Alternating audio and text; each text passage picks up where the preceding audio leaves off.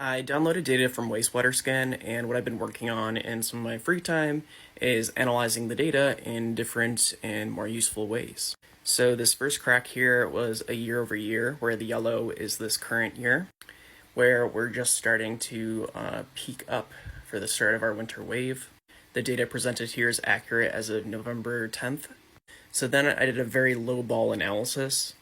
Basically, for the 4 years, I did a day-over-day average. So on any given day, the average of the data for that day over the past 4 years, where this black line is the average of that data, the pink is the standard error, and then the red is the standard deviation, which gives a very simple, basic, low-ball prediction of what could happen this year. But there's a big issue with this analysis right here, and I'll show you. So when we look at the year over year, the start of the wave is at different points. So you have the start of the wave over here for the first 2 years, and then you have the start of the wave over here for last year, and then the start just a couple days after right here for the current year.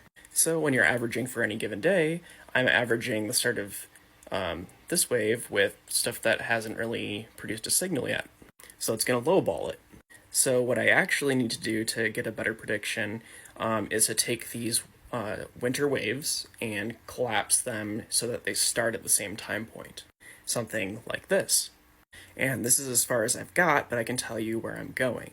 So the first interesting point is that for basically each successive year, from the first year to the second year to the third year to the current year, the initial starting value of COVID in the population is getting higher.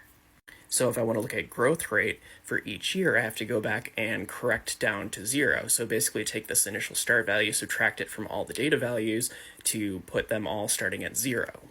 And then I could average the growth rate and plot that average with that standard deviation and that standard error and get something that's going to be much more accurate theoretically. So I can take that predictive growth rate, that rate of change, and use these different previous waves to give a confidence interval between the values I would expect to see for the current wave, for a projection of the current wave. But it's important to remember that once you get that projection, you have to add back in that initial value that you subtracted off to raise the data back up by the appropriate amount. And then once I have this, and we get through this current winter wave, you could predict the next winter wave by taking the population level that it will be theoretically going up by for the 5th winter wave, and then using the same type of projection to get a more accurate result theoretically for the next year. And this is all before even doing anything fancy with finite element method. This is just more showing you the simple ways that we can build up to something that is more complex to get predictive models, and to build a little theory out for how we can guess what's going to happen with the current wave, future waves, etc. But there's two big cruxes of this. The first, you could have a significant variant that has mutated far enough away that is incredibly infectious that could throw everything off and just have a much higher level than you would expect. The second thing is that the winter waves are getting longer. We're not going back down to a baseline, or our new baseline is getting higher than it was originally. So originally we could go back down to a baseline of pretty much 0, but now our baseline for a winter wave is a certain level of the population is still infected with COVID.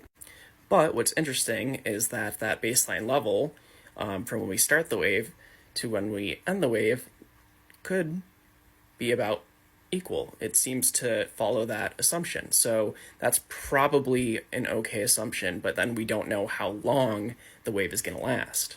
Essentially, we need more data, we need more information, we need more time to know what's going to happen. Like, this is a good year to see, like, are we also going to have a very long extended winter wave as well? But this is the kind of data stuff that really interests me, and I just wanted to ramble about it and show you what I've been working on.